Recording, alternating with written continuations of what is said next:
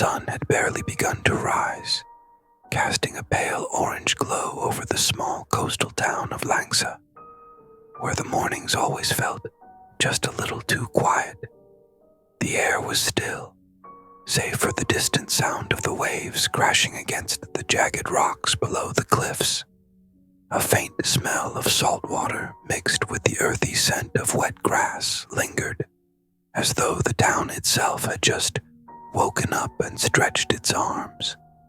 On the outskirts of Langsa, nestled between thick stretches of jungle and a winding dirt road, stood a modest wooden house with chipped green paint and a rusted tin roof that rattled in the wind. Inside, it was a home like any other, messy yet lived in. The kitchen was cluttered with yesterday's unwashed dishes, a lone gecko darting across the tiled wall in search of crumbs. A small, buzzing fan sat on the counter, struggling against the growing humidity of the day.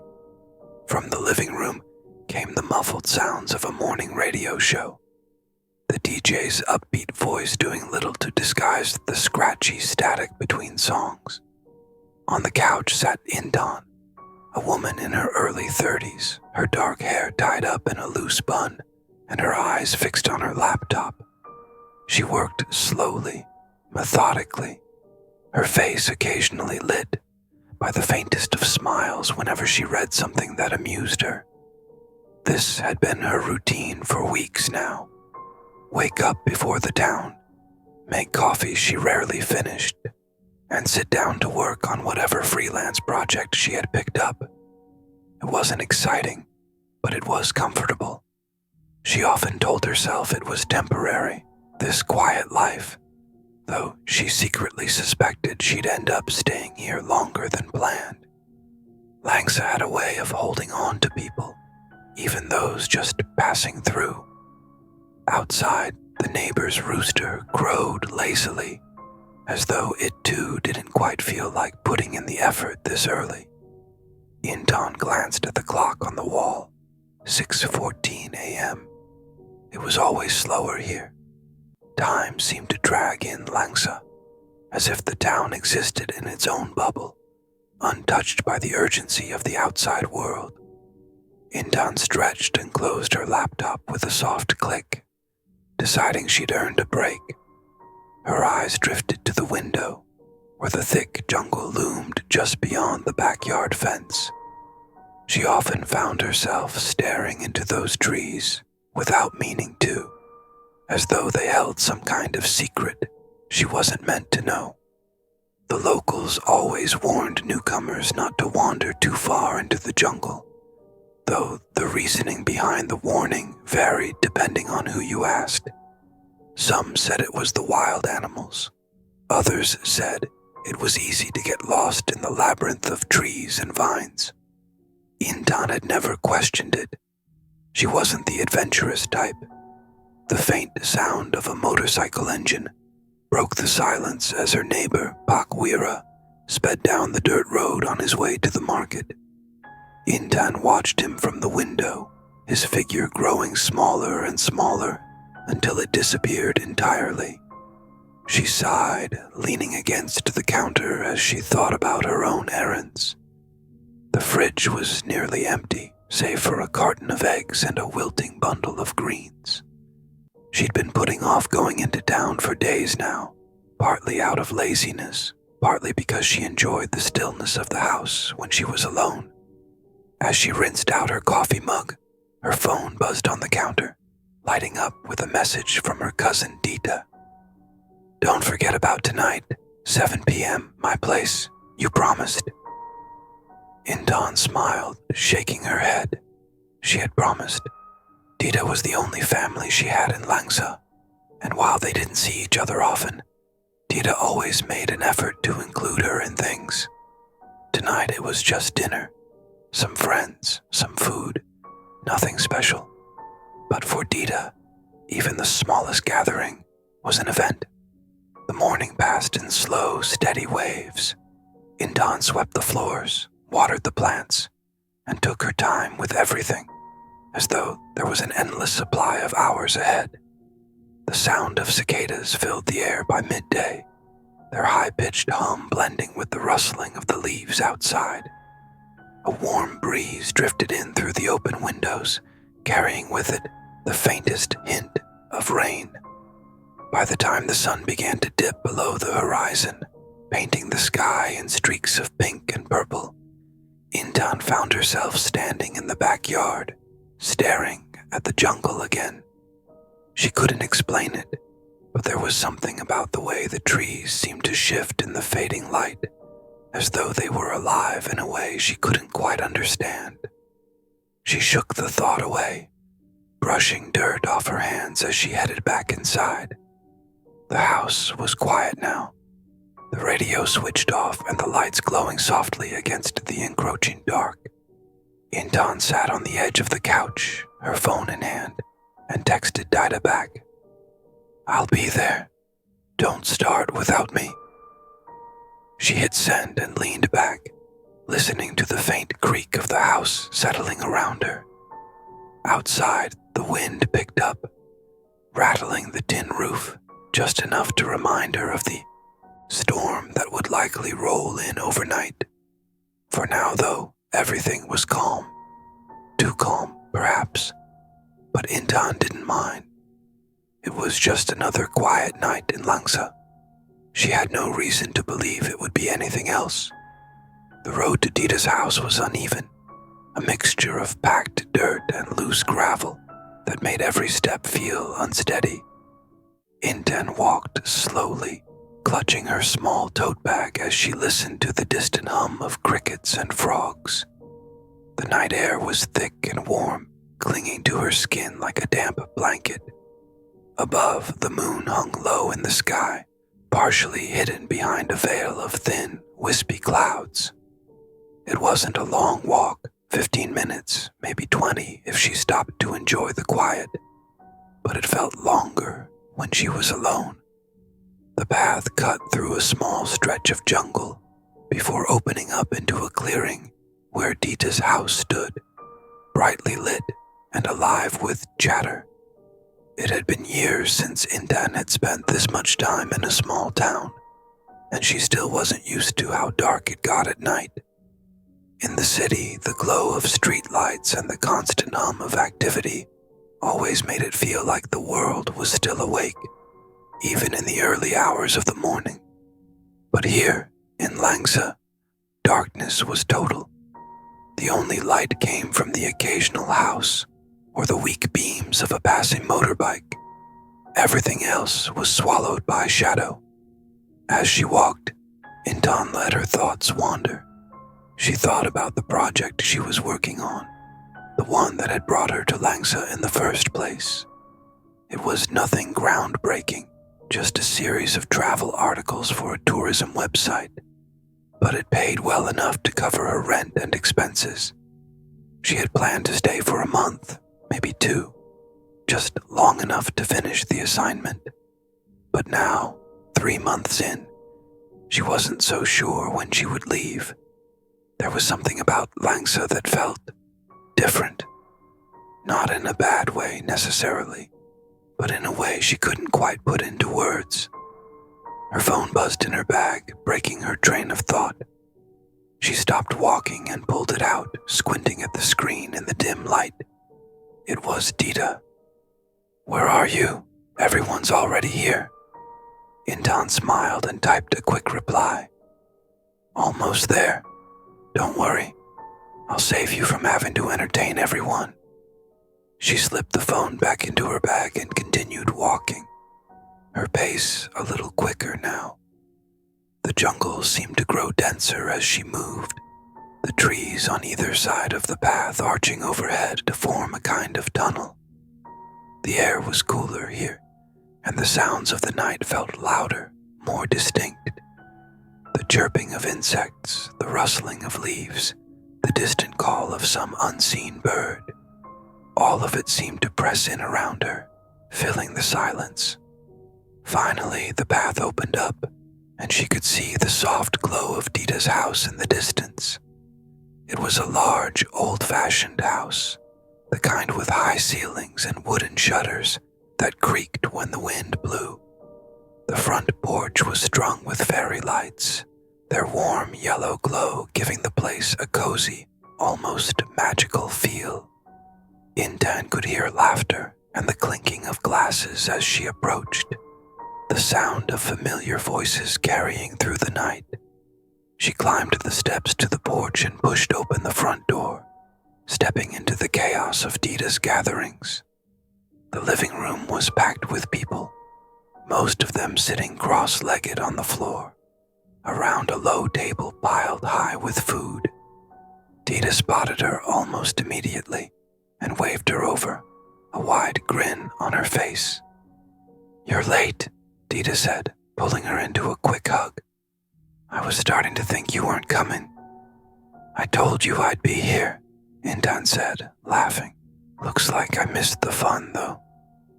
"Nonsense," Dita said, dragging her toward the table. "The night's just getting started." The next hour passed in a blur of food, conversation, and laughter. Dita's friends were warm and welcoming, the kind of people who made you feel like you'd known them for years, even if you'd only just met. Intan found herself relaxing, the weight of her usual anxiety slipping away as she listened to their stories and joined in their jokes. It felt good to be around people, to feel connected to something, even if only for a little while. At some point, the group moved outside, spreading out across the porch and the small garden beyond. Someone brought out a guitar, and soon the air was filled with the soft, melodic strumming of an old folk song. Intan leaned against the railing, her gaze drifting toward the jungle. It was darker now, the moon hidden completely behind thick clouds. The trees seemed to sway gently in the breeze, their outlines barely visible against the inky blackness. "You okay?" Dita's voice broke through her thoughts, and Intan turned to see her standing nearby, a curious look on her face. "Yeah," Intan said, smiling. "Just thinking." "About what?" Intan hesitated, then shrugged. "Nothing really. Just how different it feels here. It's so quiet, you know. Peaceful." Dita nodded, her expression softening. "Yeah, it is. But don't let the quiet fool you. This place has its own way of keeping things interesting." There was a strange note in her voice, something Intan couldn't quite place. Before she could ask, Dita smiled and changed the subject, pulling her back into the warmth of the group. For the rest of the night, Intan tried to shake the strange feeling that had settled over her. It wasn't anything she could name, just a faint, nagging sense that the quiet wasn't as simple as it seemed. But she pushed the thought away, telling herself it was nothing. After all, it was just another ordinary night in Langsa. Or at least, that's what she told herself. The air was heavy and oppressive, thick with the kind of silence that made every small sound seem amplified. The party had long since wound down, and the guests had trickled out one by one, until only Dita and Intan remained in the house. Dita had insisted Intan stay the night. It was late, and the idea of walking back alone in the dark didn't appeal to her anyway. Now the two of them sat on the couch, sipping lukewarm tea and talking in hushed voices, the kind of quiet conversation that felt necessary in the stillness of the night. At some point, Dita yawned and stretched, standing up with a sleepy smile. "I'm going to bed," she said. "Make yourself at home, okay? There's an extra blanket in the cabinet if you need it." Intan nodded, watching as Dita disappeared down the hallway. The house felt too quiet now, the ticking of the wall clock almost deafening in the empty room. She glanced at her phone. Just past midnight. She wasn't tired yet, but there was something about the silence that made her uneasy. The kind of unease she couldn't quite explain, like the nagging feeling you get when you're sure you've forgotten something important. After a few minutes of sitting alone, she decided to step outside. The air in the house felt too thick, like it was pressing down on her, and she thought maybe the cool night breeze would help clear her head. Grabbing the thin cardigan draped over the arm of the couch, she slipped it on and opened the front door. The porch was bathed in pale moonlight, and for a moment, Intan felt a sense of calm as the soft rustle of leaves and the distant chirping of crickets filled the air. She stepped down onto the dirt path leading away from the house, taking a few slow steps toward the edge of the jungle. From here, the trees looked like a solid wall of shadow, their tangled branches blotting out the faint light of the stars. She shivered, though the air wasn't particularly cold. Something about the jungle at night felt wrong. Intan turned to head back to the porch when a sound stopped her in her tracks. It was faint, almost too faint to notice, but it sent a chill down her spine, a rustling just beyond the tree line. At first, she thought it was the wind, but the sound was too deliberate, too rhythmic, like footsteps moving through the undergrowth. She froze, her eyes straining to see into the darkness. The rustling stopped, and for a moment, the night was silent again. She told herself it was just an animal, a bird or a monkey maybe. But even as the thought crossed her mind, she couldn't shake the feeling that something was watching her. Slowly, she took a step back toward the house, her bare feet crunching softly against the gravel.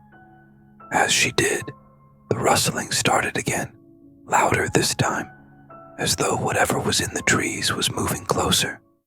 Her heart began to pound, the sound of her own blood rushing in her ears, drowning out the faint hum of the crickets. "Hello?" she called out, her voice trembling despite her efforts to sound calm. "Is someone there?"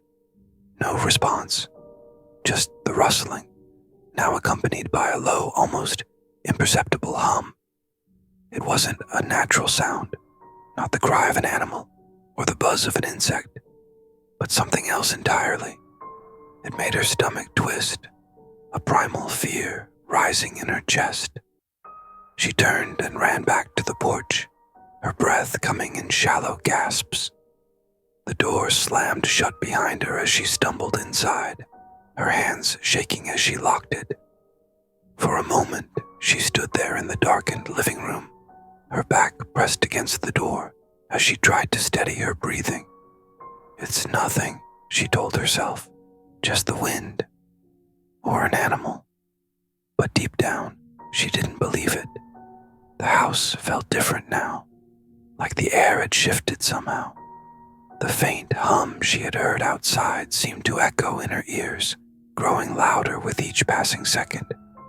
She glanced toward the window, half expecting to see a figure standing there, but the glass reflected only her own pale face, wide-eyed and terrified. And then, just as she began to convince herself that she was imagining things, she heard it. A knock, slow and deliberate, coming from the front door behind her. She spun around, her breath catching in her throat. The knock came again, louder this time, the sound reverberating through the wooden frame of the door. It was too late for visitors, and no one from the party would have come back at this hour. She stood frozen, her mind racing as the knock came a third time, insistent and heavy. "Dita," she called out, her voice barely more than a whisper. There was no response, no sound of footsteps from the hallway. The house was silent except for the knocking, which now grew louder, more frantic. Her hands trembled as she reached for the door, every instinct screaming at her to leave it shut. She hesitated, her fingers hovering over the handle, and then the knocking stopped. Silence. For a moment, she thought maybe it was over, but then came the sound that made her blood run cold. a low guttural growl coming from just outside the door. Intan stood frozen, her hand hovering over the door handle, every muscle in her body tense. The low growl on the other side of the door reverberated through the wood, deep and guttural, something that didn't belong to any animal she could name. Her breathing was shallow and uneven, her pulse pounding so loudly in her ears that it felt like the sound would give her away. The growl stopped. Silence followed, so profound and unnatural that it seemed to press in on her, making the air feel heavier. She waited, afraid to move, straining to hear even the faintest sound. Her fingers tightened around the doorframe, her mind racing with questions she couldn't answer. And then, from the corner of her eye, she noticed something. Movement. A flicker of shadow in the reflection of the glass window across the room. Slowly, cautiously, she turned her head toward it. The reflection of the living room seemed unchanged, but there, in the far corner near the hallway, was something that hadn't been there before. It was faint at first, like the edges of a smudge on the glass, but as she focused, the shape began to take form. A figure. It was just standing there, motionless, its outline barely visible in the dim light. Intan's chest tightened, her mind screaming at her to run, but her legs refused to move. She turned her head slightly toward the hallway itself, but when she looked directly, there was nothing there. The corner was empty, just shadows cast by the furniture, and the soft glow of the moonlight seeping in through the windows. But when she looked back at the reflection, there it was, still and unblinking, its shape now clearer, almost human but wrong. Its limbs seemed elongated, its head tilted unnaturally, as though it was observing her. Her breath caught in her throat. It wasn't her imagination. It was real. The low hum she'd heard outside began again, faint at first, but growing louder, more insistent. It seemed to emanate from the very walls of the house, vibrating through the air and settling deep in her chest. She backed away from the door, her eyes darting between the hallway and its reflection in the window. The figure didn't move, but its presence felt overwhelming, suffocating, like it was taking up all the space in the room. "Dita," she whispered, her voice shaking. "Are you awake?" No response. The hallway remained silent, dark, and empty. She stumbled backward, her hands groping blindly for something, anything to ground herself. Her fingers brushed against the edge of the couch, and she clung to it like a lifeline. The hum grew louder, resonating in her ears, until it was all she could hear. It wasn't just a sound anymore. It was a feeling, a vibration that seemed to wrap itself around her, pulling her deeper into some unseen void. And then, just as suddenly as it had started, the hum stopped. Silence fell over the house once again, but this time it was different, heavier, as though the air itself had shifted, pressing down on her like an invisible weight. The figure in the reflection was gone. She scanned the room, her chest heaving, but the corner was empty now, nothing but shadows and the faint outline of the furniture. The only sound was her own ragged breathing, but something wasn't right. The silence felt wrong, too absolute. She turned toward the hallway, her legs trembling as she forced herself to move.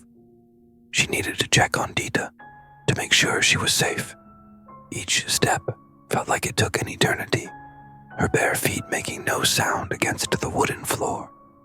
The hallway stretched out before her, darker than it should have been, as though the shadows had thickened, swallowing the light.